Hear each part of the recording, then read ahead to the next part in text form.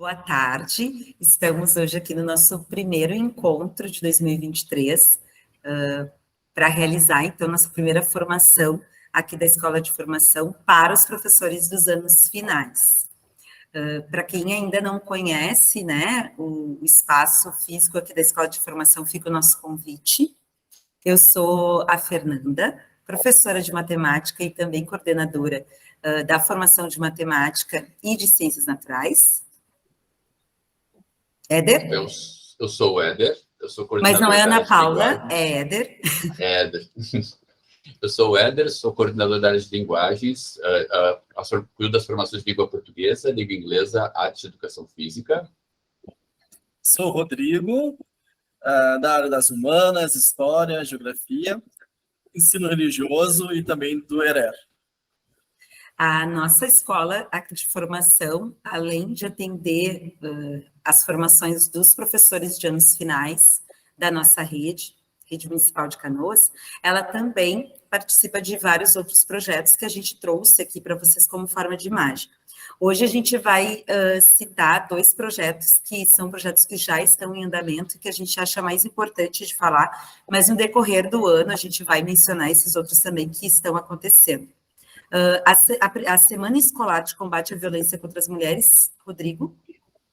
Bom, é a terceira semana, né? Então teve 2021, 2022, agora 2023. Aqui nesse slide tem ali a do ano passado, onde nós recebemos o retorno de 24 MFs, né, que são aquelas que estão ali nomeadas, que participaram deste projeto que tem a ver com a lei que diz que o mês de março tem que ser trabalhado em todas as escolas do país, atividades temáticas alusivas ao combate à violência contra a mulher.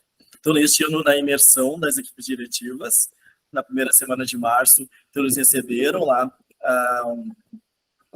a síntese do projeto, ali um cronograma, teria de ter discussão na escola, formações, e na última semana, então, deverá ser feito, então, na última semana de março, atividades, e na primeira semana de abril, elas devem ser, os registros fotográficos devem ser enviados aqui para a escola de formação. E também temos o Discutindo Suas Ideias, que no ano passado ocorreu a segunda edição dele, e ocorreu a culminância dele, que no caso o projeto em si consiste em um concurso, em que são selecionados textos e que serão realizados no final uma publicação de um livro.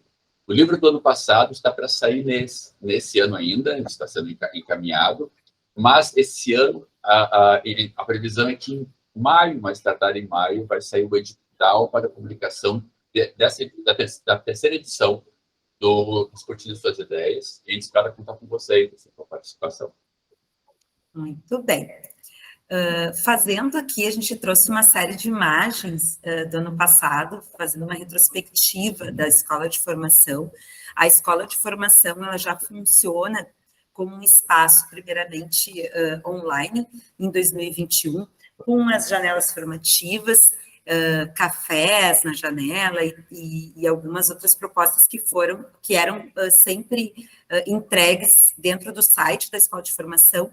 E no ano passado, então, a gente recebeu esse espaço físico, que a gente chama carinhosamente de Casa Verde, e onde a gente consegue receber, então, esses professores da rede para compartilhar ideias, fazer essas trocas e realmente colocar em prática essa formação continuada da rede de Canoas. Por isso, querem falar alguma coisa aqui? Parei. Vai. Não, é que é legal a gente ressaltar, eu acho que é muito válido e importante a gente ressaltar a questão do como esse espaço se colocou como um espaço de compartilhamento, assim, de um lugar em que a rede se uniu e a busca por essa unidade, esse debate, esse espaço de cruzamentos de ideias e de aprimoramento também, sabe? Pleno em relação ao nosso trabalho, ao educar que nós realizamos em sala de aula, assim, sabe? Então, trazer todos esses problemas, essas questões e dividir, realizar essa troca é muito importante para nós. Eu falo do meu aprendizado pessoal e eu acho que essa conexão entre os professores se tornou muito necessária, e aqui está uma prova disso, assim, quando rendeu muito, e vai render ainda, tem muito ainda a ser feito. Vale? a gente também gosta vamos citar aqui, né, o quanto de feedbacks positivos nós tivemos ano passado. Então, assim, a gente teve, e que bom, né? E que bom a gente teve esse momento e esse espaço onde os professores puderam trazer que realmente fez diferença participar de uma formação continuada lá no seu dia a dia, né? Lá dentro da sala de aula, lá com o nosso aluno, que é onde a gente precisa chegar. Então, foi muito positivo. A gente até brinca que agora quando a gente teve agora no início do ano a imersão com as direções de escola, a gente recebeu assim muitos elogios e a gente fica muito feliz e muito contente e que com certeza a gente vai dar seguimento nessas atividades e nesse compartilhamento, como disse o Éder, este ano de 2023 também. Rodrigo, quer falar alguma coisa? Não. Tá bom, então. Seguimos. O Rodrigo tem bastante para falar hoje. A gente traz essa temática, então, a gente resolveu, na verdade, fazer esse formato online agora no mês de março, em virtude de que a gente sabe que foi um mês de retorno das escolas, né, e que o professor demanda aí de uma série de compromissos junto com as suas escolas e de planejamento de seus trabalhos. Então, a gente resolveu fazer uma única formação com todas as áreas do conhecimento, com todos os componentes aí curriculares. E por isso, a gente pensando sobre qual seria a temática que envolveriam, né, todas essas áreas e que foi muito pontuada no ano passado, e por diversos fatores, né? Por algumas situações pontuais em algumas escolas, né? Por os nossos próprios colegas trazerem a questão da avaliação para a escola de formação, a escolha desse tema acho que vem bem a calhar. Só para destacar que é um fato, assim, eu acho que na escola de formação isso vai acontecer sempre, os professores, as demandas, a gente percebe, o nosso trabalho é pautado principalmente pelos professores, pelas demandas deles, pela nossa percepção sobre esse trabalho, inclusive porque também estamos em sala de aula. É importante, todos aqui estamos no chão de sala de aula e sabemos dessas questões. Assim. Então, a escolha de avaliação, ela vem de uma demanda, a partir de nossa observação e a partir realmente do que nós trocamos, nossos compartilhamentos que ocorreram aqui na escola. Verdade. E quem vai fazer uma fala mais profunda, digamos assim, com você sobre avaliação é o nosso queridíssimo colega Rodrigo, vou me exaltar, né? O Rodrigo, nosso então, especialista. Especialistíssimo, né? Esse é o tema do mestrado do Rodrigo, né, Rodrigo? Onde Sim. Ele está, então, tendo esse enfoque, e ele vai trazer muita coisa bacana para a gente poder aproveitar nessa formação, então. Contigo, Rodrigo. Bom, não há receita, né? Em educação não há receita para a gente seguir, né? Mas há apontamentos, há caminhos, né? Então, antes de mais nada, assim, vamos refletir um pouco, né, sobre a questão da avaliação. Então, primeiro eu peço que vocês pensem num personagem, num objeto, num símbolo para a palavra avaliação. Tem que pensar assim, o que pode representar a avaliação pelo que vocês praticam, pelo que vocês veem os colegas praticando, por como a avaliação é concebida na escola de vocês. Pensem o que objeto, que símbolo poderia representar isso. Pensaram? Então, assim, eu vou trazer aqui alguns exemplos de várias formações que a Jussara Hoffmann fez com professores, tanto em seminários, quanto em algumas escolas privadas que chamavam essa professora. Então, aqui nós temos, por exemplo, alguns professores citavam que como personagem poderia ser a cobra, porque ela assusta mais do que devia. A avaliação poderia ser também cobra, porque ela é traiçoeira, está sempre pronta para dar o bote. Pode passar. Os desenhos eu peguei da internet, tá, pessoal? Não são desenhos originais dos professores. Também podem falar que poderia ser um cão policial, porque ele é farejador, controlador. Um burro de carga, porque carrega, não sabe o que está carregando, não para pensar o porquê que está carregando. Um chicote, né? Porque na ausência do erro não se manifesta. Né? Se acertou, ele não se manifesta, mas na presença do erro, ele castiga e condiciona todo o processo. Um macaco, porque ele é imprevisível. Às vezes é engraçado, às vezes é assustador. um poço que não se pode ver o fundo, não se pode ver até onde vai. E essa aqui é a principal, até mesmo quando a gente for pegar lá, por exemplo, alguns teóricos que dividem a avaliação em 4 ou 5 estágios, um deles, que é o terceiro, é a da avaliação de julgamento, né? Então, um juiz, porque ele absolve ou condena, ele deve ser neutro, mas no final das contas ele sentencia quem passa, quem não passa. Tudo isso é um reflexo, né, de enxergar a avaliação como prova. Uma prova que vai ser realizada no final de um processo, então eu vou dar aula, daqui a pouco eu tenho que fazer uma avaliação lá no final do processo, mais pela questão burocrática, porque eu vou ter que prestar contas e entregar notas, entregar, né, documentos ali com os registros dos estudantes, do que realmente por um registro de um acompanhamento do processo de ensino-aprendizagem. Teve uma professora que numa dessas formações falou que a avaliação seria um conjunto de sentenças irrevogáveis de juízes inflexíveis sobre réu. Em sua grande maioria, eles são culpados, né? Então, isso aqui é uma das percepções aí que alguns professores passaram para a Jussara Hoffmann em informações. Falar um pouquinho sobre essas questões que o Rodrigo acabou de falar. Eu trago esse meme, que com certeza quem é professor de matemática já viu alguma vez na vida, né? Na aula 1 mais 1, na prova, uma expressão numérica cheia de operações. Até para mostrar a diferença do que se trabalha em sala de aula e o que a gente vê na prova. E isso, claro que não é um erro comum dos nossos professores maravilhosos da rede, mas a gente sabe que acontece. Tanto acontece que vem aparecer em memes, né? Outra fala que eu já escutei, e também quem é professor de matemática provavelmente já escutou, seja em sala de aula, sala dos professores, seja em conselho de classe, errou o sinal, errou a questão. Porque se tu fosse um engenheiro, tu podia derrubar um prédio com esse erro. Ou ainda, a questão ela só deve ser considerada correta se a resposta final estiver correta, e não todo o caminho, todo o desenvolvimento do aluno com relação àquela questão. São coisas que a gente traz, assim, até para a gente ter uma ideia de que a gente já ouviu e por que elas acontecem. Inclusive, eu acho que a gente tem que observar, claro, na nossa ação como professores, mas pensar no quanto nós somos formados, né?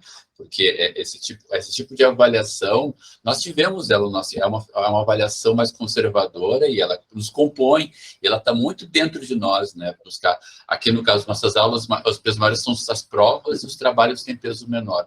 Por quê? Sabe?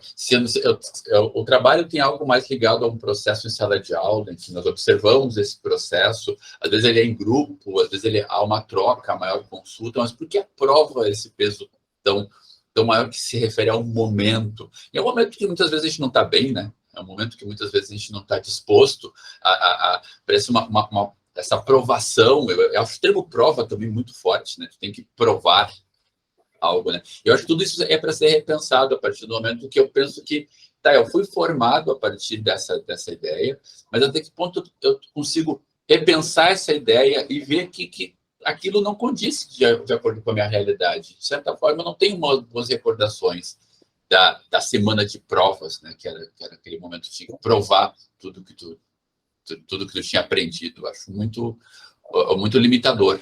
Sim, a gente não pode, só um pouquinho, Rodrigo, a gente não pode também dizer, né, que essas coisas acontecem em todas as escolas, que colocar todo mundo no mesmo barco, que não é, né? A gente sabe que isso são casos bem pontuais e de que a gente vê cada vez mais, principalmente na nossa rede, assim, são professores realmente interessados em fazer diferente, né, em buscar aí essa melhora nesse sentido.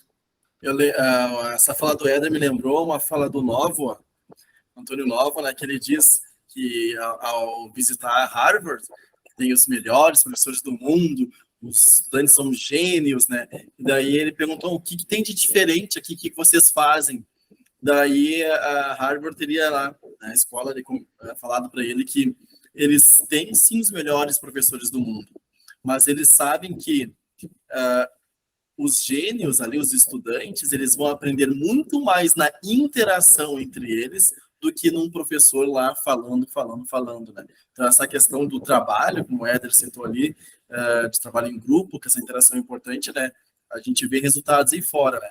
E daí, também a fala dele me lembrou muito de um professor, acho que ele é o coordenador do curso de filosofia lá da PUC, que ele disse uma vez que ele estava fazendo daí uma nova faculdade, acho que era psicologia, e ele disse, meu Deus, como é difícil graduação. Porque graduação tu tem que mostrar que tu sabe, tu tem prova.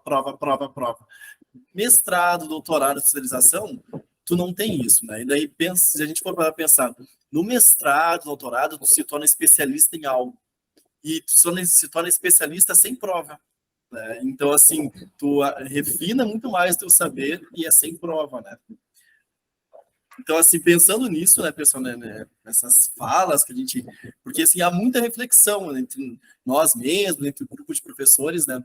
Mas uma das questões para a gente falar de avaliação, que a gente tem que repensar, é sobre algo que permeia aí o pensamento de muitos professores. Primeiro é que ensino e aprender, né, ensinar e aprender seriam a mesma coisa, são sinônimos. Daí, isso não é realidade, né? E também que, ó, dá para ver ali, né, que o avaliar está bem depois, bem distante de ensinar e aprender, né? Então vamos ver isso. Então vamos pegar a etimologia primeiro, tá? A origem das palavras, né? Ensinar vem do latim, aonde seria com, né, o in, e daí seria marcar, assinalar, apontar, indicar. Então ensinar, a gente for pegar também alguns teóricos, a gente vai ver que seria transmitir signos, mas não transmitir signos de transmissão de conteúdo, né? Uma visão bem tradicional, não, mas sim de transmitir orientações, caminhos onde os estudantes vão, quais os caminhos para o desenvolvimento da aprendizagem. Pode passar, Fernando. Daí a aprendizagem, olha, já coloquei aprendizagem, não coloquei aprender, porque aprender é um termo que a gente está aí, a definição da origem dessa palavra não condiz com o sistema educacional que nós temos hoje, né? Então, prefiro colocar aprendizagem, né? Que a aprendizagem vai vir mais, também, né, pegando o latim, sobre apropriar-se, adquirir conhecimento, né? Mas vem mais numa linguagem do ato de prender, se a gente for pensar na origem da palavra aprender, seria de preender, né? De pegar, né? De apossar-se. Mas a gente sabe que hoje em dia não é assim, tu não vai pegar o conhecimento, adquirir. As coisas não são tão ensináveis, são mais por um processo. Já deixa tu falar, Éder, que eu sei que tu vai corroborar nessa parte, só deixa eu passar o próximo slide ali. E daí, pegando isso, né, vem a questão do avaliar. Mas aí, o avaliar vai vir da seguinte forma. Primeiro, a gente vai pensar no ensino e no aprender. O ensinar seria transmitir signos, né, transmitir orientações, e o aprender seria interpretar esses signos, essas orientações. Não seria mais uma questão de aprender. Pode falar, Éder. Não, só para destacar que eu estava participando de algumas formações em outras escolas, em que há tendências mais modernas, assim, sabe? Inclusive, mais ensino de línguas, em que eles estão abolindo a ideia pelo menos em inglês, do learn, em que tu aprende as coisas. Tipo, na sala de aula, segundo eles, isso é algo a ser discutido, inclusive, assim, sabe? Daria um bom debate, mas segundo eles, em sala de aula não se aprende, se vivencia. Tu tem uma experiência em sala de aula, que o aprendizado ele é um elemento que se dá até fora de sala de aula. Claro, não quero estender isso aqui, eu só quero para que a gente pense sobre isso, sabe? Que o aprendizado ele é algo que vem seguinte, depois, quando ele faz um questionamento, uma provocação.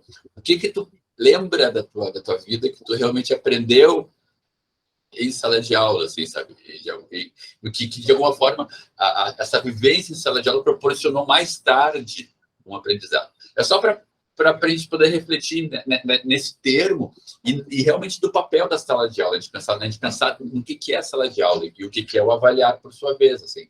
Só essa questão. Sim, e daí, assim, numa visão mais tradicional, né, seria o ensinar seria uma transmissão de símbolos e o aprender seria aprender, né, estes símbolos, esses sinais. Mas numa visão mais contemporânea, O ensinar seria transmitir orientações, né, caminhos, e o aprender seria, então, interpretar isso, contextualizar tudo isso, tanto em sala de aula quanto na sua vida, né? Daí o avaliar, ele não é após isso, ele vai permeando todo esse processo de ensino, esse processo de aprendizagem. Então, ensino e aprendizagem, que são duas coisas diferentes. Então, aqui o Luquezzi vai trazer como dar valor a algo, né? Valor, mas não tanto, não quero dizer um valor quantitativo, né? Um valor qualitativo. Né? Capacidade de atribuir uma qualidade, um valor a determinada coisa. Né? Isso é um material da SEDUC de São Paulo, pode passar.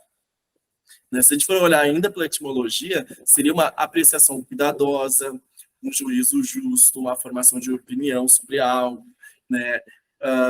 Uma tomada de consciência. Aqui já começa a se encaminhar para o que seria mais contemporâneo, assim, na visão de avaliação. Pode passar. Tá? Então, isso aqui eu já falei, pode passar.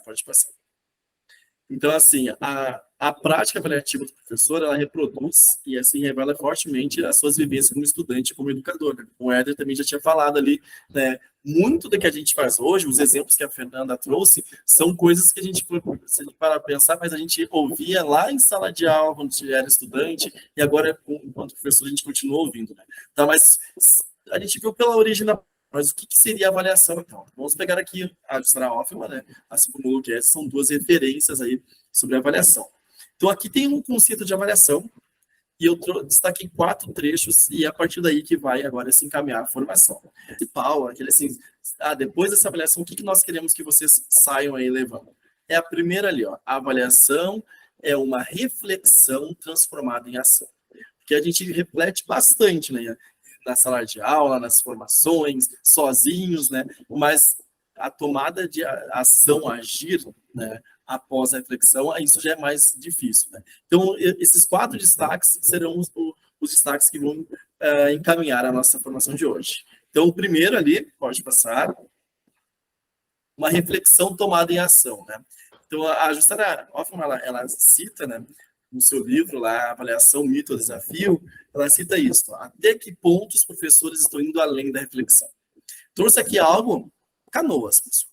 Então, essa aqui foi uma formação de junho do ano passado, com professores de História e Geografia.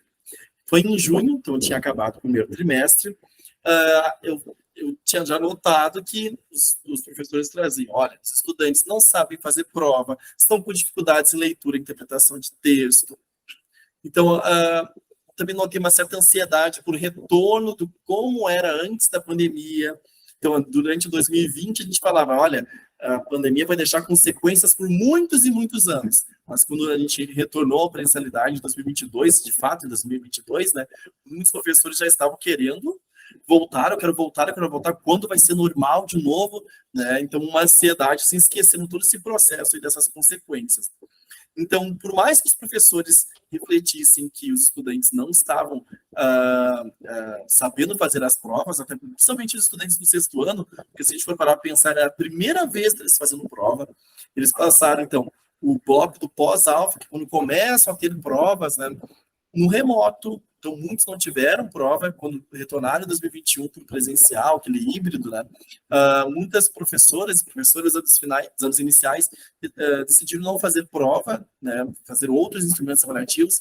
Então, na primeira vez entrando na escola presencial, realmente, né, em 2022, cada professor, são 9 professores lá nos anos finais, cada um resolveu fazer os seus instrumentos avaliativos, os que tinham prova, cada um fez uma prova do seu modelo diferenciado, não teve uma combinação, não teve nada pensado para aquele estudante do 6º ano que nunca tinha feito prova. Então, o estudante, além de saber o conteúdo, né, os objetos de conhecimento, as habilidades, ele também tinha que dar conta de saber fazer cada um dos diferentes modelos de prova. Bom, refletindo sobre isso, os professores mesmos notavam isso, não teve assim, uma tomada de ação. Eu fiz esse mente com os professores de História e Geografia em junho, onde eu perguntava assim, qual o percentual total, somando os pesos dos instrumentos provas do seu primeiro trimestre?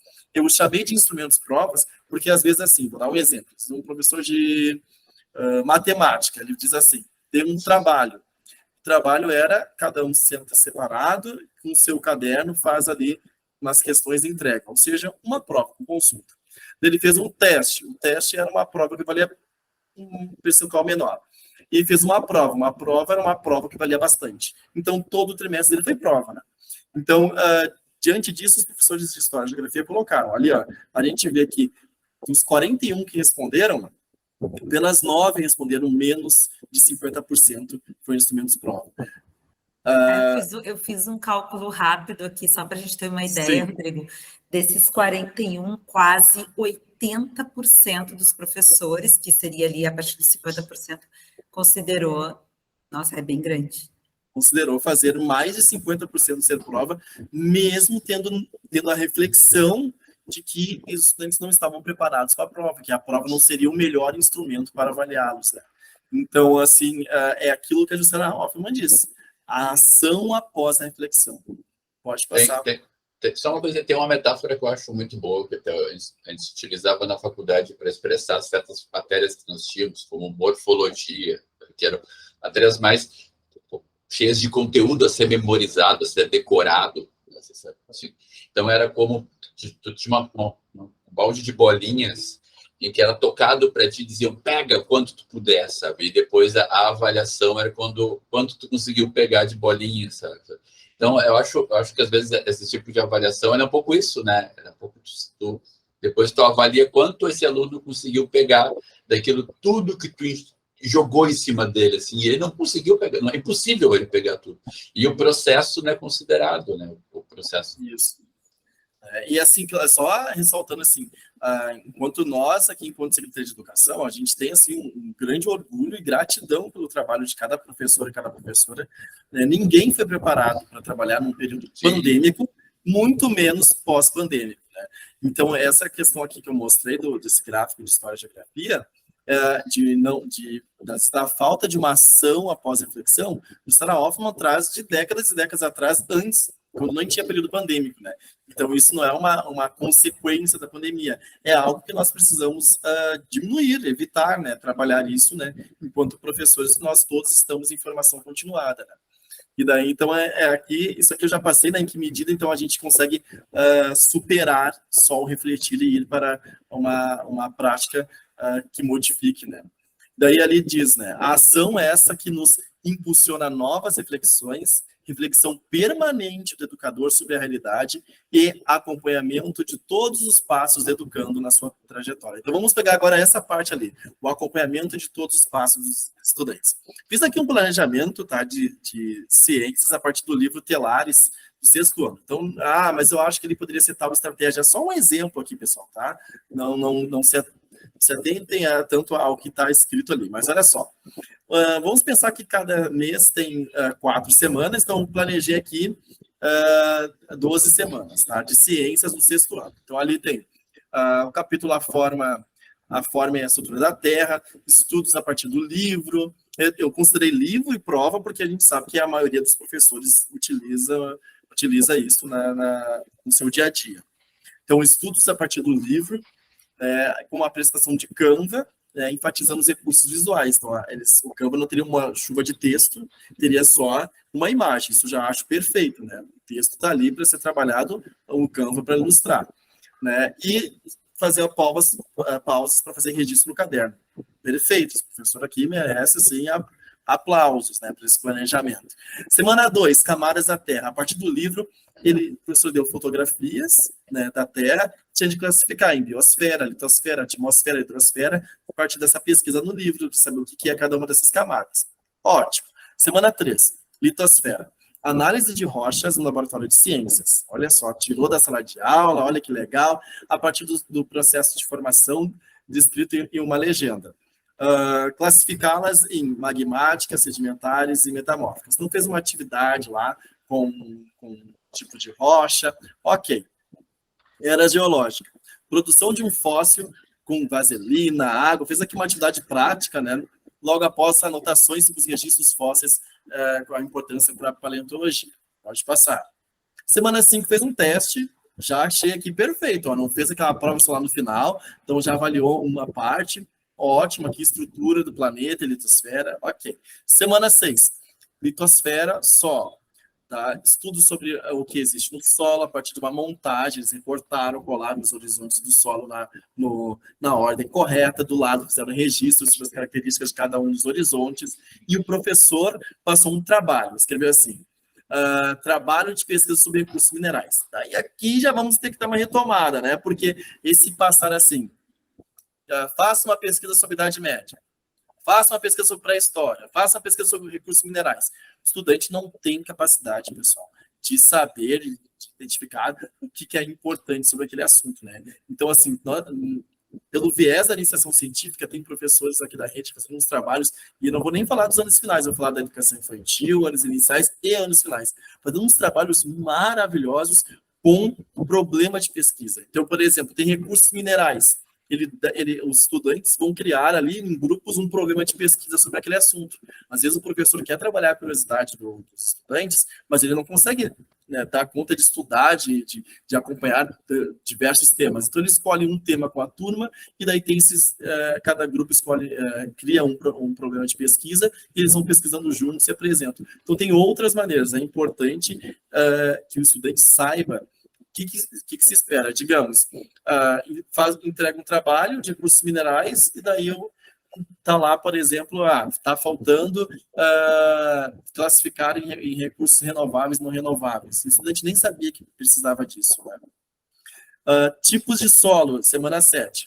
Tá? Estudos a partir do livro sobre os tipos tipos de solo. Logo após, então, classificar as situações apontadas, e ter ali algumas situações, e ter que falar se era aração, adubação, irrigação, enfim.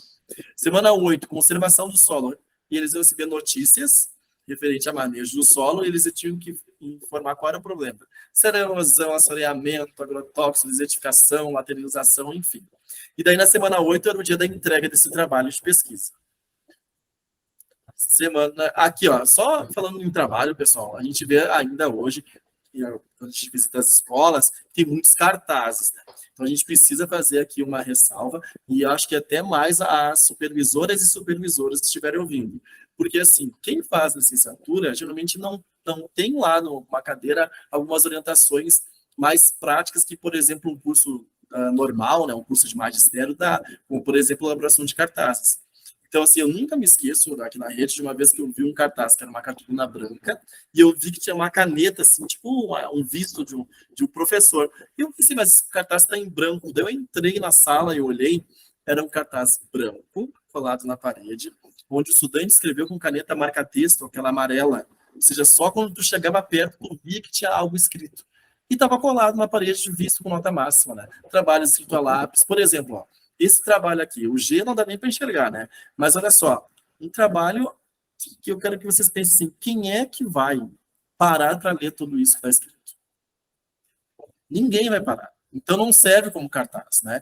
Também assim, quem apresenta é o estudante, não é o cartaz. Não tem que estar toda a fala do estudante no cartaz. Né? Então tem algumas questões que precisam ser retomadas, né? Por exemplo, que a letra tem que estar grande, no mínimo do tamanho de uma espessura de uma régua, que tem cores tipo azul marinho e preto, que é para escrever, as outras são para destacar, né? Então tem que ter aí algumas ressalvas. Pode falar, prof. Nesse caso, eu puxo a brasa, eu vou fazer várias vezes aí, vou puxar a brasa para o meu assado. Eu sou um entusiasta da interdisciplinaridade. Isso é um dever também dos professores de língua portuguesa, sabe? Eu sei que eu tenho colegas que já discutimos, conversamos sobre isso. Muitos nem gostam muito de cartaz, acham mais interessante outras tecnologias, mas essa compreensão tanto do cartaz quanto do PowerPoint, quanto de vários elementos que compõem esse tipo de apresentação. Ninguém vai ler tudo exatamente, então tem essa interação. Isso cabe ao professor de língua portuguesa também, estabelecer essa compreensão do gênero cartaz e trabalhar junto com o aluno. Isso. Uma parceria muito essencial assim dentro da escola. E essa sua fala sobre a questão dos outros recursos, o PowerPoint, às vezes acaba até prejudicando, porque no PowerPoint cabe mais texto. E daí o estudante vai lá e tá aquele slide branco, letra preta, às vezes até cópia da internet, e ele nem leu nada, ele vai ler daquela maneira, lendo pela primeira vez, tudo ali na frente, né? Então, a ideia não é o cartaz ou a apresentação de Prezi, Canva, sei lá, né, que vai apresentar, é o estudante. E, Rodrigo, também para complementar o que vocês estão falando, assim, a gente precisa pensar nesse nosso estudante que está retornando hoje, porque foi muito feliz na tua fala quando tu diz que esse nosso aluno do 6º ano, né, ele está vindo ali do pós-alfa, ele é um aluno que, de repente, ele não passou por esse processo de construção disso, que geralmente o aluno ele começa, né, ali no 3º, 4º, 5º ano, as professoras começam a trabalhar e desenvolver essas questões com eles. Ele chegou para nós, eles não sabem como fazer. Então, é importante que o professor esteja disponível para ensinar como fazer, porque não adianta também tu simplesmente pontuar o que tu quer, né, e não mostrar como se faz. E hoje, principalmente nos dias de hoje, a gente vê como o design das coisas ele está em alta.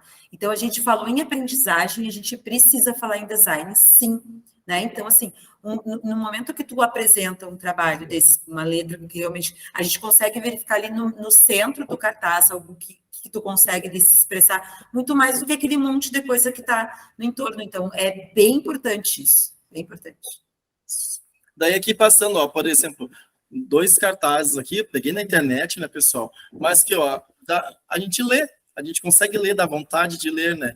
Então, tem professores da rede que eu sei que fazem trabalhos onde o cartaz vai ser um mapa mental, né? Esse aqui até acho tá, até com muita informação. Mas olha ali, ó, você vai explicar a Primeira Guerra Mundial só com as bandeiras, não é texto que o estudante vai ler, né?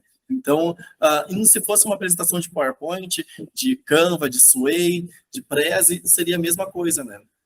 É bem a ideia do design aí, né? Bem a ideia do design, de tu realmente colocar isso em prática.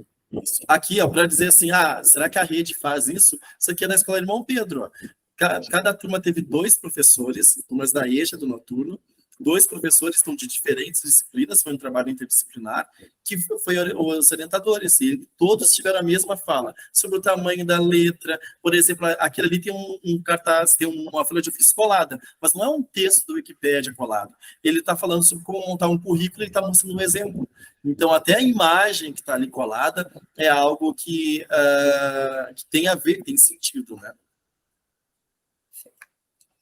Daí, retornando, então, para essa simulação aí de um planejamento, né? Na semana 9, então, o professor faz uma retomada, né? Ele dá uma folha sobre atividades sobre o solo, que estavam estudando, faz uma correção com a apresentação de Prezi. Eu acho isso maravilhoso. O professor que faz correção com Canva, com PowerPoint, né? Eu acho isso maravilhoso, porque ele está ali mostrando imagens que vai fazer o estudante pensar, então é isso que queria dizer, né? E fez um top 10. Eu já vou mostrar aqui que seria essa ideia do top 10. Tá? Ele faz uma prova, pode falar. Não, tem um termo chamado, em outras formações, assim, tem um termo chamado nas formações de aquisição de idioma, que eles chamam de accountability, que seria, eles é o momento em que tu retoma tudo. E nessa retomada, tu faz uma contabilidade mesmo do quanto eles realmente aprenderam, ou vivenciaram, experienciaram aquela coisa ali, sabe? É bem interessante nesse momento. Eu acho que o top 10 vai ser exatamente isso que tu está falando aí, essa proposta top 10. Que é para eles perceberem antes da avaliação, né, o que eles conceberam, o que eles não conceberam. Então, ali depois faz uma prova lendo 50, daí na aula seguinte faz uma partida de Kahoot como revisão, daí o Kahoot, assim, eu até faço Kahoot, mas eu disponibilizo depois prints das questões para eles poderem retomar. Tem escolas aqui de Canoas que, na volta da presencialidade, não abandonaram o Google Sala de Aula e utilizam como, os professores utilizam um PowerPoint, utiliza alguma coisa, e tem lá as turmas para eles irem colocando, né, esses materiais para os estudantes poderem revisitar. E fez uma recuperação para você e botou lá todo o conteúdo, como se todo o conteúdo quisesse dizer alguma coisa. Então, pode passar. Aqui eu dou a ideia do top 10. O top 10 seria o quê? 10 assuntos que cairão na prova. Porque, às vezes, é algo que é bastante tempo e a gente fala muita coisa, a gente faz muita coisa em sala de aula. Então, o que vai cair? Aquela dinâmica lá da Jussara Hoffmann sobre um símbolo da avaliação, um deles, que alguns professores citavam, era uma caixa de presente, uma caixa surpresa. Por quê? Porque a avaliação acaba sendo uma surpresa para muitos estudantes. Eles não sabem o que vai cair. Por mais que tu coloque lá, às vezes a gente coloca alguns termos que quer dizer muito para nós, mas não para os estudantes. Por exemplo, prova sobre idade média. Não quer dizer para ele o que de tudo que foi dito em sala de aula, foi explorado, está ali. E principalmente, pessoal, Não coloque em prova algo que só foi falado. Ah, mas a gente fez uma relação, não sei o quê. Tem de ter registro. Não significa que tu vai ter que ditar para o estudante algo, mas assim, nem que seja lá numa atividade retomada, ele vai ter que revisitar aquilo que foi dito e aquele exercício vai ser um registro. Sempre tem que ser algo registrado, para o estudante poder revisitar. Ah, mas lá naquela terceira aula eu falei sobre isso. O estudante não tem como, de tudo aquilo que se falou durante um trimestre, né, saber que aquilo lá, aquele ponto específico vai cair na avaliação. Então, aqui, ó, no início do 7º ano, aqui, eu usei o top 3 lá, a frase, botei um parágrafo para resgatar e uma imagem para ilustrar. Então, todos os slides, lá, 1, 2, 3, 4, 5, até o 10, eu usei isso. Pode passar? Já no final do ano, isso aqui é do 8º ano, ó, só uma frase simples, né, porque daí eles já estão acostumados, né, com o top 10. E eles ficam ávidos pelo top 10, porque quando eles estão copiando ali, registrando o top 10, eles começam a ver, assim, por exemplo, conflito territorial, Saara Ocidental, Marrocos por minérios. Nossa, isso não está me dizendo nada. Então, ele já sabe, eu vou ter que estudar os 10 tópicos, mas este ali, o número 6, eu tenho que estudar muito mais do que os outros colegas, porque esse aqui eu simplesmente não concebi. Então, às vezes, na hora ali que eu vou explicando, eles falam, professor, esse aqui tá vazio para mim, eu não sei de nada, não lembro, acho que eu faltei a aula que a gente estudou sobre isso. Então, é importante, sim, o top 10 como um orientador para a prova não ser uma surpresa. Ah, Rodrigo, eu gostei muito dessa ideia de top 10, mas eu quero que não só que eles copiem, quero que eles se exercitem. Aqui é um exemplo, uma aula de revisão, conteúdo da América, né, do 8º ano, e daí, assim, eu passei o que estava em preto. E daí eles tiveram de completar com aquilo que está em vermelho, né? Que é depois de uma correção, que está ali já a resposta, né?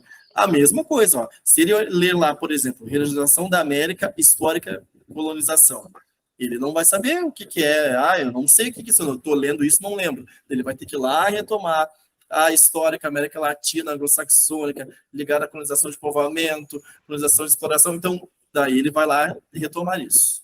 Pode passar. Então, esse foi o planejamento ali de ciências, né? Então, olha só, 20 pontos de trabalho, 30 de teste, 50 de prova, 100 pontos de recuperação. Olha, até não é um mau planejamento, assim, né? Porque foi dividido, foi acompanhando o processo. Mas olha só, olha o que foi desperdiçado, o que não foi considerado. Registro no caderno a partir da apresentação de Canva sobre a forma e estrutura da Terra. Esse registro no caderno ficou lá, a pessoa não registrou como algo que o estudante construiu. A classificação das fotografias em biosfera, litosfera, atmosfera e hidrosfera. Classificação das rochas no laboratório de ciências. A produção de um fóssil. As anotações sobre a importância dos registros fósseis na paleontologia. Pode passar. A montagem dos horizontes com registro de cada característica de cada um, a classificação das situações apontadas com o manejo, ali, o uso do solo, a classificação das notícias relacionadas a problemas com o solo e a folha de sondagem.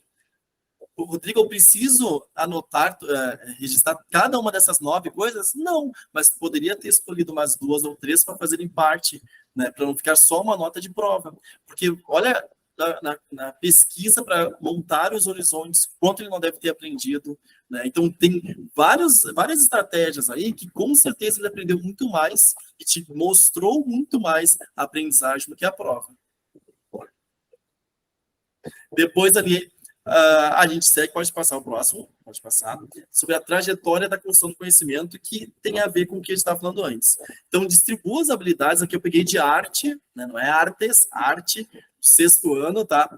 Então, ali, ó, peguei ali umas habilidades, coloquei as habilidades, as mesmas por mês, ali abril tem 2, tá? Então, a pessoa vai pensando, lembre-se, habilidade não é ensinável, não é algo, eu vou botar uma habilidade por semana. Não, habilidade tem o processual, tem todo o processo de desenvolvimento dessas habilidades para os estudantes. Então, a arte tem um período por semana, não adianta colocar 3 habilidades dentro de um mesmo mês.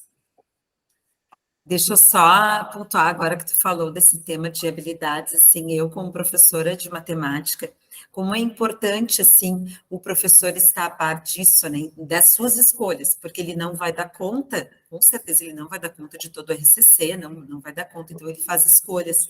E é importante o professor ter essa noção de tempo sabe, de realmente quanto tempo eu preciso para realmente colocar em prática, né, para eu transformar essa habilidade realmente num conhecimento que o meu aluno esteja apto, fique competente, né, a tal habilidade. Porque, por exemplo, em matemática tem habilidades dentro do meu RCC que eu construo em uma semana, mas tem outras que eu vou levar 2 meses. Então, a gente precisa realmente estar a par dessa questão do tempo, isso é bem importante. Perfeito. A questão que tem que ficar, assim, quase uma tatuagem em cada professor, respeito ao tempo de aprendizagem dos estudantes, né?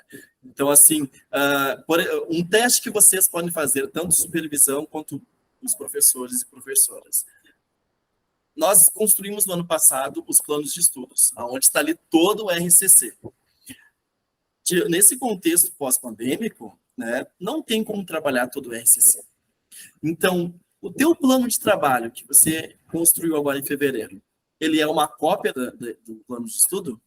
Estão todas as habilidades dos planos de estudos? Porque se você só fez uma cópia, teu plano de estudo não vai sair do papel. Se sair do papel, teus estudantes não vão aprender. Não vão aprender, porque é muita habilidade que tem ali. Então, o que seria o ideal?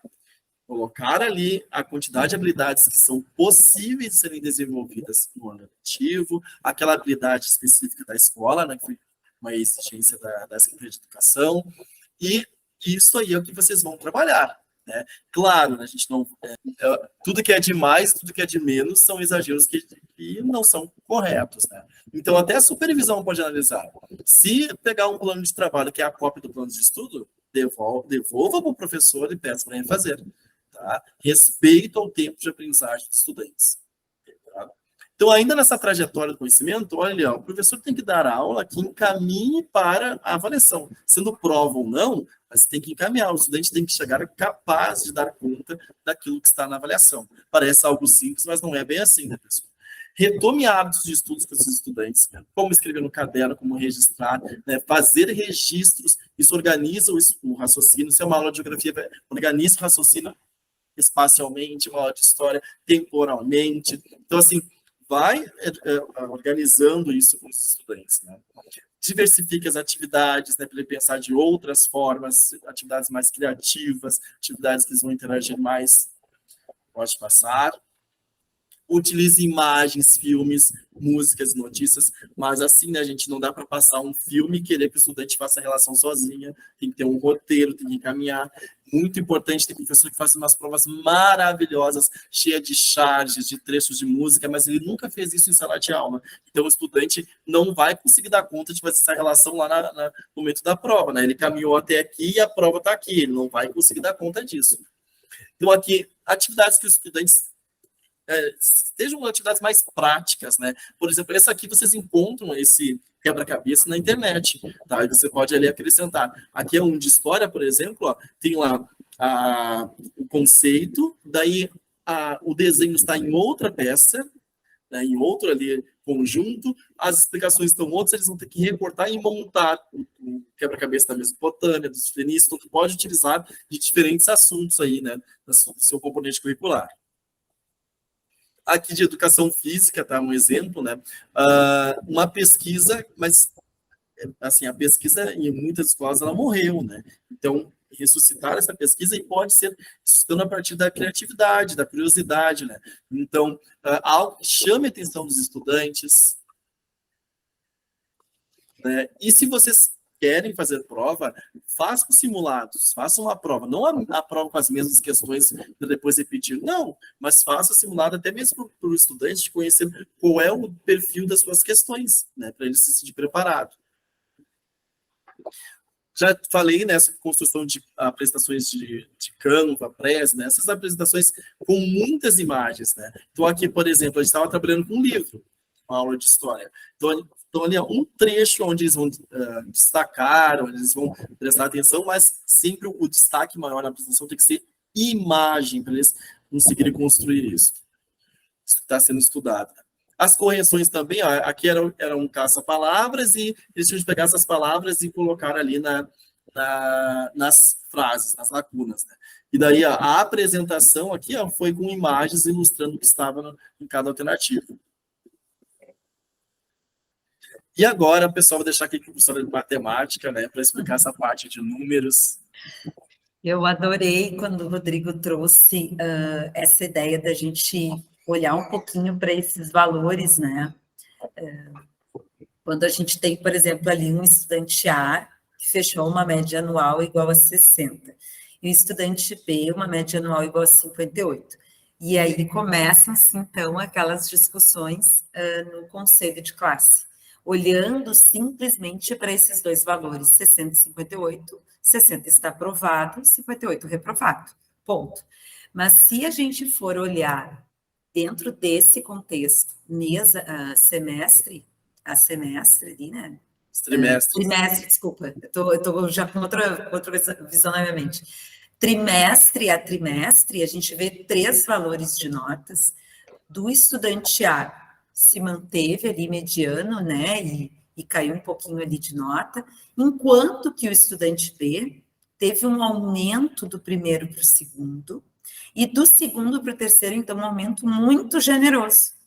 Então, assim, olhar para essa trajetória, né? E não simplesmente se fixar apenas a um valor fechado. É a mesma história lá da questão de matemática, né? Que o professor vai olhar simplesmente para a resposta final e não consegue visualizar que, às vezes, por um erro bobo, né? Ou uma falta de atenção, ele não tenha conseguido chegar na resposta, mas construiu toda uma ideia, né? E chega no final. Então, qual dos dois vão aprovar, qual dos dois vai reprovar? E a gente ficar muito apegado a esse valor numérico final, que também não está certo.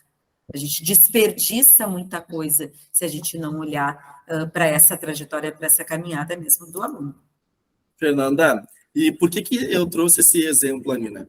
Por situações que ocorreram em 2022, pessoal. Tá? 2022, em dezembro, teve professor que simplesmente esqueceu que houve pandemia, sabe? Então, aquele crescimento ali daquele estudante B, né, é um crescimento que foi, assim, passou 2 anos de dificuldade, né, para ter acesso às atividades. Então, foi um crescimento gigantesco. Mesmo se não tivesse tido o momento de pandemia, que foi um crescimento gigantesco. Mas eu acho importante nos anos finais a gente falar, porque assim, ó, nós temos lá, digamos, no 6º ano, 9 professores. Se 2 professores forem professores que vão ficar, o aluno, estudante B tirou 58, eu não abro mão, todo o trabalho dos outros 7, de acompanhamento do processo, do crescimento, de resgate daquele estudante, de fortalecimento, empoderamento daquele estudante, de hábitos de estudo, enfim, esse trabalho dos 7 professores vai por água abaixo com a reprovação daquele estudante por conta de 2 pontos, né? Então, o último processo é o interativo, né? É essa interação, né? Esse diálogo, né? Uma das questões que a gente precisa fazer é dialogar no processo criativo, mas tudo tem um limite. Sim, o especialista em educação é o professor. O professor é especialista em educação, ele pode ter as suas dúvidas, ele vai pedir auxílio da supervisão, vai pedir auxílio da casa aqui, da escola de formação, vai pedir auxílio da casa de avaliação. Nós todos estamos aqui para apoiar, para ajudar, para suprir, porque nós somos, né, profissionais em contínua formação. Então, esse processo interativo tem os seus limites. Uma coisa é eu apresentar um trabalho, e daí os estudantes poderiam dar uma opinião. Posso fazer, em vez de escrito à mão, eu tenho um jogo tal, eu apresento. Tá, eu acho que tá ok. Tudo tem um limite, né, dentro da intencionalidade pedagógica do professor. Mas, ainda falando desse diálogo, eu vou trazer aqui 2 situações de diálogos feitos aqui na rede para nós, no ano passado. Em maio de 2022, durante a formação de humanas, um professor citou isso aqui na formação.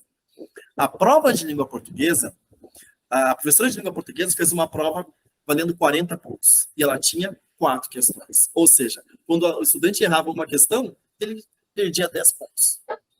Então, assim, não tem nem como, né, pessoal, fazer uma prova com 4 questões, valendo 40%, né, do trimestre, né, e achar que o que o estudante ali acertou, errou, ainda mais esse foi do primeiro trimestre do ano passado, né, quando desse processo. Na verdade, cada questão valia 25% da prova, né, porque são 4 Isso. 40% do trimestre, né? Do trimestre, e sendo que cada questão tinha um peso de 25%. Isso, né? Pode passar. Aqui o relato de uma professora de matemática, né? Ela falou para nós que na escola de formação o seguinte: eu entreguei as provas corrigidas e uma aluna me disse: professora, sabe por que eu vou tão bem nas suas provas? É porque cai exatamente o que eu dei em aula.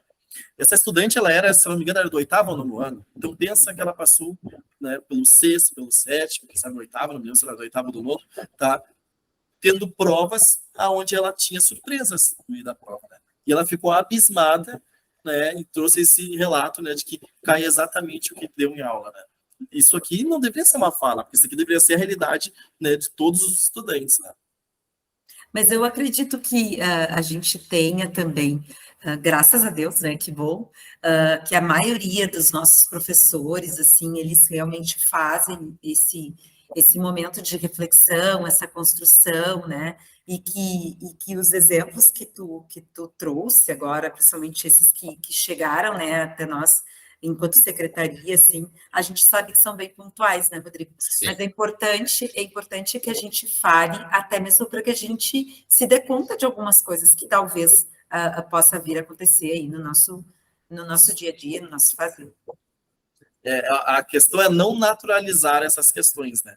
Pergunta que a gente sempre tem que se fazer, né? Tipo, reter esse aluno vai trazer algum benefício para ele, vai fazer com que ele cresça, vai fazer... É uma pergunta que a gente tem que se fazer, sabe?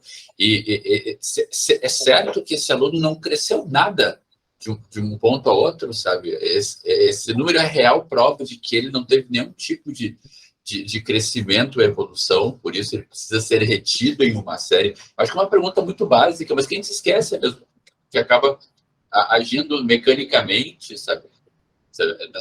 Nesse processo, assim, acaba entrando nessa engrenagem. Isso, e notem que o Sored, ele não falou de não reprovar, ele falou sobre a reflexão sobre a reprovação. Exatamente. Eu trabalho aqui em Canoas como professor desde 2016, trabalho na Secretaria de Educação desde o ano passado. Em nenhum desses anos eu ouvi a Secretaria de Educação, nem agora que eu estou aqui na Secretaria de Educação, falando que não é para reprovar. Tá? Eu tenho até um relato da diretoria do pedagógico sobre uma professora que foi lá no final do ano passado, assim, angustiada, porque ela era professora de 3º ano fundamental, e teria que reprovar alguns estudantes, e quais elas iam reprovar, e ela preocupada também com os índices de reprovação, e daí a pessoa que atendeu disse: eu sempre fui professora de 3º ano e sempre passei por isso.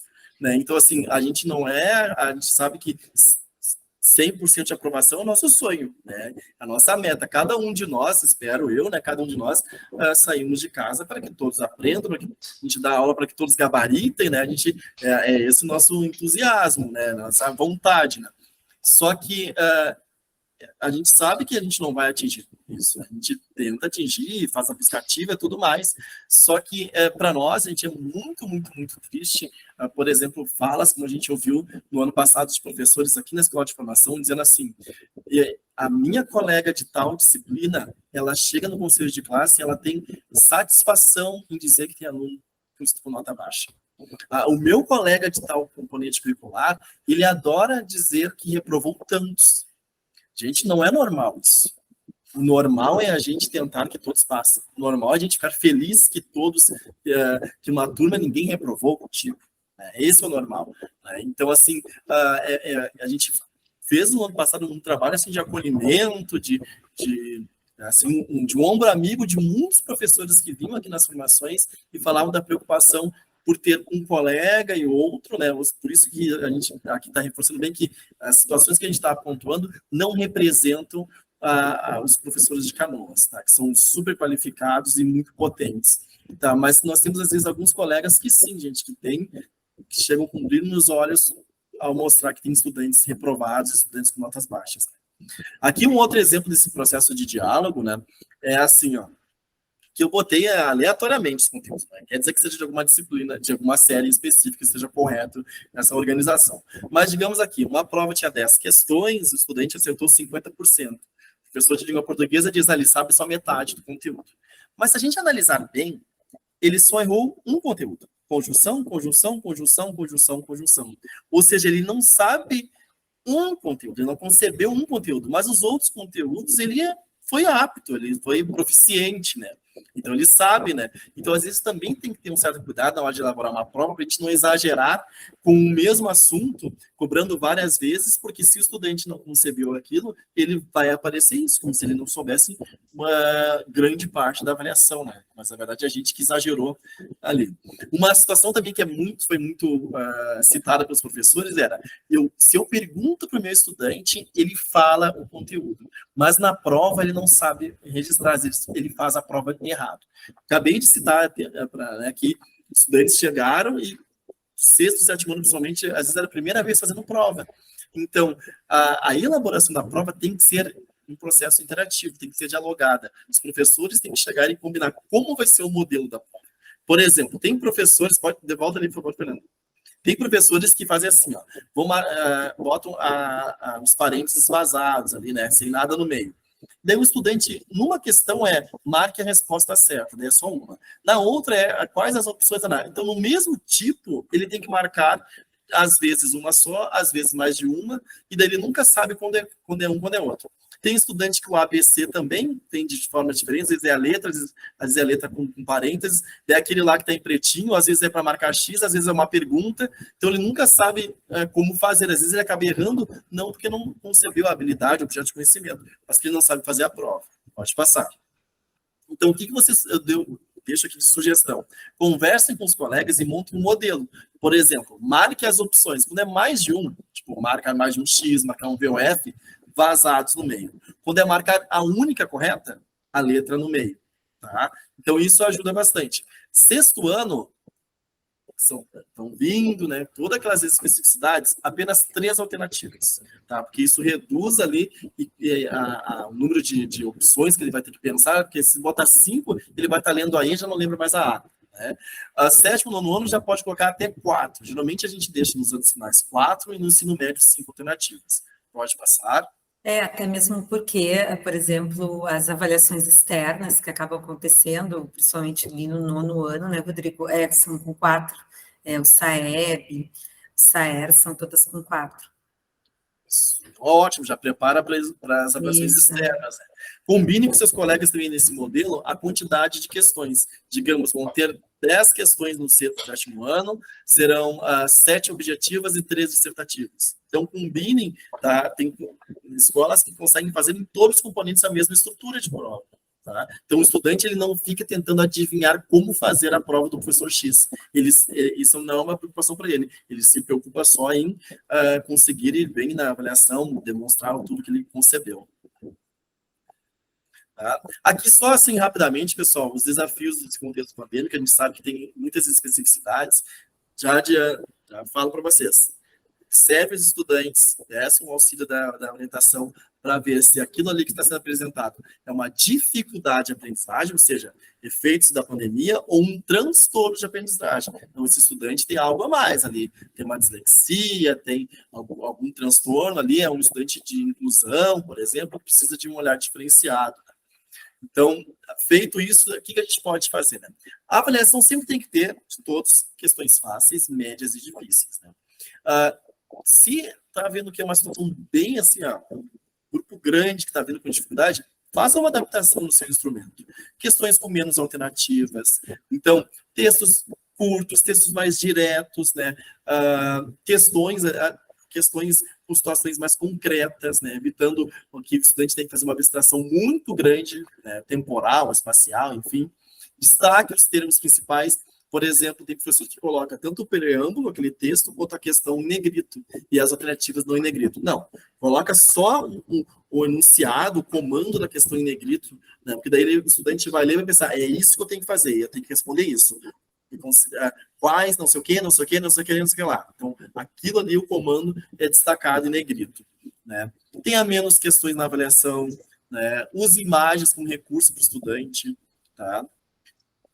Se tem diferentes habilidades, nem toda habilidade cai em prova, pessoal. É ótima em prova. Então, aqui, por exemplo, a habilidade de classificação de vegetação, faz ali, cada slide, uma vegetação, ele tem que escrever então, algo diferenciado, por exemplo. E aí a gente traz aqui, acredito que a grande maioria dos nossos professores já tenha ouvido falar do ChatGPT, né, que é da plataforma OpenAI,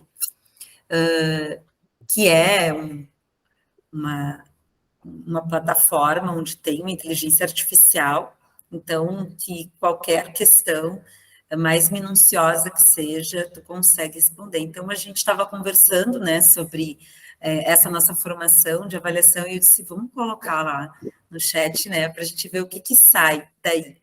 Então, o que fazer em uma avaliação? Vocês vão ver que dessas 7 que aparecem aí, a grande maioria o Rodrigo já falou, já discutiu, né? Então, a gente vai brevemente aqui, só para trazer, na verdade, mais essa plataforma. Eu disse para o Rodrigo e para o Éder hoje, que eu já estou bem viciadinha, é uma plataforma que, para mim, assim, está sendo muito, muito boa de qualquer questão que eu tenha, que eu quero ter um segundo ponto de vista, assim, ter uma ideia, eu estou utilizando. Então, eu acho que, assim, quem ainda não utilizou, faça esse movimento, assim, que é bem importante. Também, com certeza, isso logo, logo vai estar aí nas nossas escolas, a gente sabe disso. Então, a primeira que ele coloca, né, deixa claro quais as suas expectativas. Então, por exemplo, né, eu, Fernanda, hoje, o que eu penso como professora de matemática, que eu quero trabalhar com os meus alunos? Eles vão fazer o Canoas Avalie agora, e eu quero pensar mais nessa prova. Então, o que eu vou fazer? Eu vou olhar para essa prova, eu vou ver quantas questões ela é formada, de que maneira é cobrado essas questões, né? O que é cobrado e de que maneira isso é. E vou começar a usar isso em sala de aula. Não adianta a gente querer criar expectativas de algo e se a gente não realmente trabalhar isso em sala de aula. Aí, ali a 2, Éder. Aqui, no caso, usar a variedade de questões, inclusive o Rodrigo já falou sobre isso, sobre tipo, questões que realmente abarquem o que foi tratado em sala de aula e que seja comum ao estudante, né? Que seja comum, ele saiba que aquilo foi tratado, não que a questão se torne um enigma para ele. Ou uma surpresa, né? Ou uma surpresa, mas sim que saiba lidar com aquilo ali, porque aquele foi o problema. O problema apresentado, ele já teve essa vivência. Em tese, ele teve essa vivência durante o aprendizado dele. E a avaliação serve para que essa vivência se coloque em frente dele. No terceiro ponto ali, ele coloca, então, oferecer um feedback suficiente, assim, eu como professora de matemática, nossa, isso para mim, assim, é muito perfeito, porque a gente precisa fazer com que o aluno enxergue qual é o seu erro, né?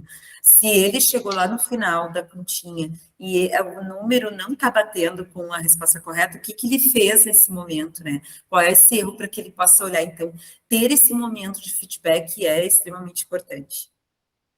A 4, permitir a consulta de material de referência, eu acho essencial.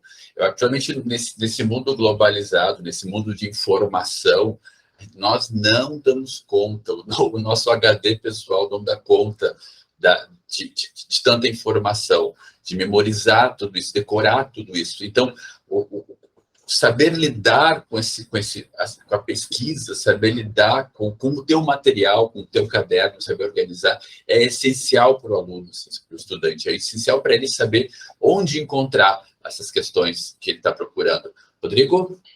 Éder, fez eu lembrar, assim, o ano que eu mais aprendi português foi no ensino médio, com a professora Zuleika, lá na escola 1º de maio, era o ano que ela deixava consultar. O que ela fazia? No dia da prova, a sala de aula tinha um quadro enorme de parede a parede, a gente podia levar, cada estudante podia levar um cartaz. E daí, quando a gente chegava lá com os cartazes, ela dizia, tem algum cartaz errado? Alguém a gente apontava, esse está errado, esse está certo, esse está certo. E daí ela colava lá, estava durex, colava no quadro, só que só o ato de fazer o cartaz, né, colocando informações, né, mais sucintas ali, e de ver o que estava errado nos outros, a gente não usava mais o cartaz. Perfeito.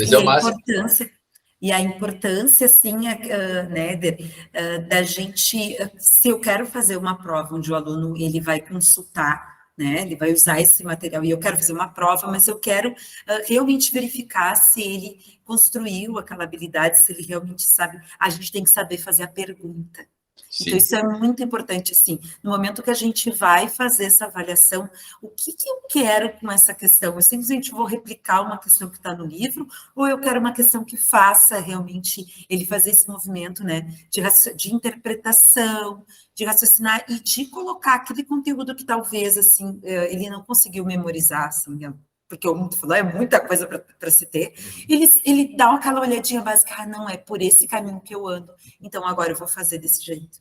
E esse fazer a pergunta também a gente sabe do capital cultural, né? Os livros didáticos, eles são construídos para um capital cultural, uma sociedade que não é, às vezes, a sociedade que a gente está trabalhando ali, né? Em sala de aula, né? Então, está numa comunidade que o que eles priorizam, o que eles vivenciam, não está dentro da escola, não está dentro da sala de aula. Às vezes até é rechaçado, esse funk, essa vestimenta, né?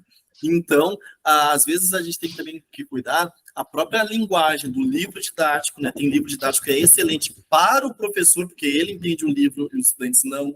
Cuidar, às vezes, as questões do livro, que às vezes o estudante, ele sabe o conteúdo, mas ele não está entendendo o que a questão está pedindo, né? Rodrigo, isso que tu falou é assim, contextualizar o componente curricular. Então, no momento que tu precisa reconhecer quem é esses teus alunos, qual é o perfil desses alunos, para te poder realmente saber fazer essa pergunta. Aí o 6. E também a 6, porque cada turma vai precisar de um instrumento, é a realidade deles, é trazer também a realidade deles para a sala de aula, e isso para que faça sentido para eles aquilo que está sendo aplicado. Porque, de uma certa forma, também tu está induzindo ele a acertar, que é o que a gente quer. Sim, né? Porque no momento que tu contextualiza em algo que ele já conhece, talvez tu não tenha nem mencionado algumas questões em sala de aula, mas faz parte do convívio dele, então ele já sabe também. E é mais uma forma da gente afirmar que ele realmente sabe fazer, que ele realmente construiu aquele conhecimento. E organizar, então, o calendário de provas, além de um modelo único, né, retomando essas questões que o Rodrigo falou também. Aqui a gente traz, né, a questão do Canoas Avalia mais como um informativo, um informe, né. A gente teve o Canoas Avalia o ano passado, com 2 aplicações de provas nas escolas, que foi o acompanhamento e avaliação final. Então, a avaliação diagnóstica, a gente tinha considerado a de 2021, a última de 2021, sendo a diagnóstica de 2022, e já nesse ano a gente está com um modelo um pouquinho diferente. Os alunos já iniciaram, então, a avaliação diagnóstica do Canoas Avalia. Agora, dia 13, encerra dia 30, se não me engano, né, Eder? Acho que é dia 30. Sim, dia 30. Isso. E aí, este ano, a gente, assim, 31. As 3 31, obrigada. As 3 aplicações. Agora, a inicial, a diagnóstica, que está sendo aplicada, então, a de acompanhamento, que vai se dar no meio do ano, e a avaliação final, ao final do ano. Todas as equipes diretivas, pessoal, receberam, então, esses relatórios individuais das suas escolas. Fernanda, eu quero trabalhar o Canoas Avalia, a gente sabe que são provas apenas de português e matemática, né? Mas eu gostaria, sim, de trabalhar para ver o que se trabalha. Todas as escolas receberam, dá para ver as turmas do ano passado, como eles foram, quais habilidades eles ainda possuem dificuldade. Então, dá para pensar no nosso planejamento, seja ele diário ou nosso plano de trabalho aqui do maiorzinho, pensando também nessa prova. E os dados do ano passado vão estar muito presentes nas nossas formações que seguirão a partir de abril, sabe? Então, nós vamos debater muito sobre eles, e o nosso objetivo também é colocar, nos avaliarmos nesse sentido, sabe? Fazer com que aqui se torne, como foi falado, esse lugar de reflexão, sabe? Sobre esses resultados. Aí, nesse sentido, pessoal, eu trouxe aqui essas questões aqui, a avaliação, uma reflexão que leva à ação. E eu acho que tem 2 processos que são essenciais para que a gente observe, assim. Nós temos os processos avaliativos dos objetos. Nós, como professores, eu como professor de língua portuguesa e língua inglesa aqui na rede, eu tenho em mãos sempre a redação do aluno. Okay? Eu observo essa redação e eu consigo avaliar. Só que há sempre dentro desse meu caminho, um processo que culminou nessa redação. E essa redação, ela integra um outro processo que vai desde a interpretação de texto, vai desde a compreensão de uma estrutura textual, desde a reescrita e o acompanhamento dessa escrita. Então eu quero dizer que tudo isso paira a partir dentro desses dois processos, o processo e o objeto, para uma intencionalidade pedagógica que é essencial. Que a gente saiba para onde estamos indo. Acho que tudo que já foi dito está sendo dito agora. E eu quero trazer assim alguns relatos. O meu relato que eu tenho, eu trabalho na Escola Guajuviras, eu trabalhei com carta aberta com os alunos e foi muito legal. Inclusive, nós trabalhamos um texto mais ficcional de um ET que conversava com outro ET sobre a Terra. Eu trabalhei com esse texto, uma carta aberta que eles tinham que mandar para esse ET para dizer que a Terra era boa. E no outro momento houve uma reescrita e no final houve uma carta aberta para o prefeito em que eles solicitavam um ar-condicionado. E todo esse processo, que chega até o final da carta aberta, essa produção textual, essa então compreensão, porque eu procuro sempre esgotar o gênero, assim, quero de gênero, mas para realmente ter essa consciência. E aí eu quero também trazer o professor Alexandre, da Escola Odete, Holanda, compartilhou conosco aqui, né, durante uma formação, os diários que ele trabalha com os alunos, que os alunos têm sempre meia hora da aula em que ele separa para que esses alunos escrevam esses diários. E é muito legal, porque aqui eu tenho mais um processo avaliativo, porque ele tem um contrato com os alunos que ele nunca leria esses diários dos alunos, assim, sabe? Então, esse processo avaliativo se dá nesse primeiro momento ali, daqueles 30 minutos em que os alunos param para escrever e se dedicam, e se expressam, e eles fazem da linguagem uma forma de expressão, assim. Isso é uma grande habilidade, é uma grande habilidade que dentro, e é muito válido também como um processo avaliativo. E sobre a professora Carla Letusa, da Irmão Pedro, que fez os santinhos políticos, que ela apresentou, inclusive, aqui na semana de pesquisa, sabe? Em que os resultados, os objetos avaliativos são maravilhosos, mas realmente todo o processo, dentro do plano de aula dela, que ela nos apresentou, todo o processo é considerado. E assim, esses são os exemplos de práticas que na nossa rede estão acontecendo, assim, que é muito interessante a gente observar, e que no ensino da língua portuguesa, na reflexão sobre a língua portuguesa, principalmente depois nós vamos falar sobre isso, é essencial como o nosso processo avaliativo. Assim. Pode passar. Aí, com isso, pessoal, eu trouxe aqui um texto de um livro que eu indico para todo mundo, que é o Linguagem e Escola, da Magda Soares. A Magda Soares é uma alfabetizadora, e ela traz aqui eu peguei um trecho, mas o texto, o livro eu indico para todo mundo. E eu quero, com isso, que a gente pense no nosso aluno, pense em quem eu estou avaliando, porque geralmente quando eu penso numa avaliação, eu tenho que pensar num aluno ideal, né? Isso é meio terrível, assim. Eu tenho aquele aluno ideal, aquele elemento ideal, então, aqui, na área da educação, buscou-se inicialmente analisar cientificamente problemas das dificuldades de aprendizagem e do fracasso na escola das crianças pobres.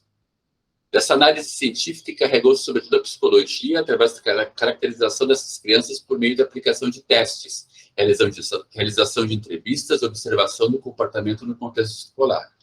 Com esses estudos, partiam sempre de um modelo implícito ideal do comportamento em comparação com a qual a criança pobre era avaliada, o comportamento da classe dominante, social e economicamente privilegiada. Os resultados apresentaram uma criança como portadora de carências e deficiências, carências afetivas, deficiências perceptivas e motoras, privação cultural, déficit linguístico. E eu acho que a gente tem que rever drasticamente, é necessário que a gente reveja esse aluno ideal que nós temos em mente, o qual, a partir dele, nós chegamos a essa questão, a esse aluno, sabe? Vale, Rodrigo. No ano de 2022, nós ouvimos nas formações muitos professores que citavam para nós, assim, por exemplo, eu não posso frear a turma por conta dos estudantes que não tiveram acesso às atividades na pandemia, aos meets, porque nós temos também estudantes que tiveram acesso, e esses estudantes têm o direito de ir além. Ok, durante as aulas tu vai instigando, mas o problema é quando tu faz a avaliação, para todos, visando esses estudantes. Então, a tua avaliação Exatamente. está aqui e os outros estão aqui. Eles não vão atingir e serão reprovados. Então, se tu tem esse intuito, e a gente sabe que o ideal seria, então, fazer 2 processos de ensino-aprendizagem, 2 processos avaliativos, né, dentro desse processo de ensino de aprendizagem, mas a gente sabe que a nossa realidade não é essa, né? Então, durante as aulas, tu pode ir instigando, fazendo esse estudante mais e mais, mas na avaliação, tu vai ter que fazer uma avaliação que contemple a todos. Sim. E só para complementar o que vocês falaram, assim, principalmente isso que o Rodrigo traz, a gente ouve muito disso hoje, da personalização do ensino, né? Então, no momento, e a gente não, isso seria o ideal, né? Sim. Isso seria o ideal, a gente poder olhar para cada um, e a gente não consegue. Então, fazer esse digamos, a gente fala que a gente coloca eles tipo uma medida mais baixa, né? Sim. E ao invés de fazer uma medida alta, a gente coloca essas crianças... Vai ser uma medida não baixa, mas uma medida justa. Eu acho perfeito. Exatamente, e medida na realidade, né? Considerando a seriedade que atravessa eles. Vocês... Pode concluir. Desculpa. Pode concluir. Vocês apresentaram o Canoas Avalia, e falando bem nisso, o Canoas Avalia, que a Casa de Avaliação chama as equipes, apresenta os resultados e pergunta o que pode ser feito. Teve escola que construiu o laboratório de aprendizagem, ou seja, sala de recursos para quem é inclusão e laboratório de aprendizagem para aula de reforço de escrita, leitura e cálculos matemáticos. Teve escola que pegou lá o professor de matemática, tem horas de assessoria, porque ele sobra a carga horária. Não, ele não vai ficar substituindo. Ele vai dar aula de reforço para os estudantes do contraturno. Então, teve escolas que fizeram, assim, a sua parte, né? Então, assim, o Canoas Avalia teve no final do ano uma situação que a Casa de Avaliação passou para nós, que foi a seguinte: uma escola tirou notas boas, tirou mediano, boa, foi bem no Canoas Avalia. Então, tá, aqui melhor aqui, não. Tá, e aí a estimativa de reprovação? Reprovação lá em cima. Daí o Canoas Avalia, né, o pessoal ali do Canoas Avalia falou, mas como uma escola que foi bem no Canoas Avalia, foi mal na escola? Daí o diretor falou, olha, acontece que vocês consideraram os marcos de aprendizagem, o contexto pandêmico, uma avaliação que atinja toda a rede, mas os nossos professores mediram lá em cima, tentaram fazer a prova como era lá em 2019, mesmo eles conhecendo os estudantes, fizeram uma avaliação lá em cima, e por isso esses índices de aprovação tão altos. Daí, assim, para finalizar, eu trouxe... uma reflexão que parte desse livro aqui, O Dono da Língua, que também vai ser um livro que vai estar bem presente nas formações desse ano. Ele basicamente quer pensar a gramática, certo? No cotidiano, no ambiente de sala de aula. E eu gosto muito como é que ele se refere ao ambiente de sala de aula. Aqui, ó, o ensino de gramática privilegia fundamentalmente a reflexão sobre a língua, considerando os aspectos pragmáticos envolvidos na produção do enunciado. Essa reflexão contribui para o desenvolvimento tanto da leitura quanto da produção de textos. A defesa desse ponto de vista é exposta de maneira contundente por Neves. A sala de aula é, em primeiro lugar, um espaço de reflexão, e as atividades têm a de caminhar sempre sobre essa base. A questão aqui que realmente isso se abriu um pouco para mim, para eu começar a pensar. Eu vou pensar de uma situação muito, muito, muito interessante com uma colega. Nós estávamos na sala de professores e uma criança deu um grito. E uma colega, assim, a colega Cristiane, do Iguaju Vidas, professora de História, falou que uma professora me disse que em todo lugar uma criança não poderia gritar assim, senão na escola. Sabe? E que a escola, eu comecei a pensar sobre a escola nesse espaço, sim, nesse espaço em que tu vai estabelecer uma vivência, às vezes diferente da tua vivência na vida, né? Que é o espaço onde tu vai ter que experimentar, é o espaço onde tu tem que refletir sobre a língua, porque nenhum outro lugar tu vai estabelecer essa reflexão dessa forma tão clara, tão viva e tão analítica. Tu vai parar para pensar sobre aquilo que você diz. E a escola é esse espaço. E eu acho que a avaliação tem que estar junta considerando a escola esse espaço, em que as vivências e que o perder também compõe. É o espaço em que se pode perder também, né? Com muito mais. É o espaço em que se deve errar Isso aqui é muito importante pensar, que a escola também é um espaço em que se deve errar, que errar é essencial, e a nossa avaliação também tem que estar em cima considerando essas questões do erro, sabe? E eu creio que seja isso, assim, que às vezes muita a reclamação, aqui na escola, para que eu tenho que aprender isso? Não, tenho que aprender porque aqui é o espaço em que tu vai ter contato com isso. Outro lugar não, talvez, mas aqui é esse espaço, sabe? Eu creio que seja isso, assim. Eu trago até uma menção do Nova que diz assim, a melhor expressão que define isso é o aprender a aprender, a ideia de que se poderia aprender num vazio de conhecimentos. Então, o quanto é importante também, a gente fica falando muito hoje, né? Precisa contextualizar, mas tem coisas que tu não vai conseguir contextualizar e que precisam ser aprendidas e que o espaço para se aprender isso é a escola. Né? Principalmente assim, quando a gente vê aqueles alunos, mas vou usar isso para quê? Aqui na escola, vai usar na escola. Eu sempre penso muito triste, eu como gosto muito de poesia, eu penso, que pena, muito triste da pessoa que nunca escreveu um poema, né? Talvez no mundo ele não vá nunca escrever, mas eu sou triste, então. Um professor que insista para ele escrever, tem que escrever porque vai ser avaliado, vai ser pelo menos essa única vez que ele vai escrever esse poema. Pelo menos, um dia, com certeza tu escreveu, Fernanda, escreveu, mas no teu terceiro texto, não lembro mais do terceiro ano. Pode ser. Sabe? Não, sabe? Então, assim, para nós finalizarmos aqui nossa formação, né, a ideia é que você saia com um conceito básico, né, que é trazido pela Jussara Hoffman, né? A avaliação é um movimento de reflexão que leva a uma ação. Agora eu saí daqui dessa live cheio de reflexões e coisas que eu concordo, coisas que eu discordo. Tá, mas o que tu vai fazer após isso? Não dá para ficar só na reflexão. Então, a tomada de ação. Essa tomada de ação seria o quê? Acompanhei todo o processo de avaliação durante o ensino-aprendizagem, acompanhei, fui fazendo reflexões, e essas reflexões foram me fazendo fazer correções de rota. As correções de rotas, né, elas são tanto para notar o que eu preciso trabalhar novamente e quais avanços eu vou propiciar aos estudantes. Então, eu não posso pegar e pensar assim, eles não sabem tal coisa, né? Para tudo, e não vou avançar mais com esses estudantes enquanto isso não for concebido. Não. 2 passos para trás, 1 para frente. Vou ter que retomar isso, mas o que eu posso fazê-los avançarem? Tal habilidade. E assim vai indo. Ok? Estamos à disposição de vocês, na escola de formação, na casa de avaliação, no pedagógico, né? Nós somos colegas em constante formação continuada. Conte conosco. Isso mesmo, Rodrigo. Então, a gente vai finalizando aqui, né, pessoal, nosso primeiro encontro formativo para os professores dos anos finais da Rede Municipal de Canoas. Agora, no finalzinho do nosso vídeo, então, já vai estar tanto o QR Code quanto ali na descrição do vídeo o link para acesso para conseguir, então, a certificação.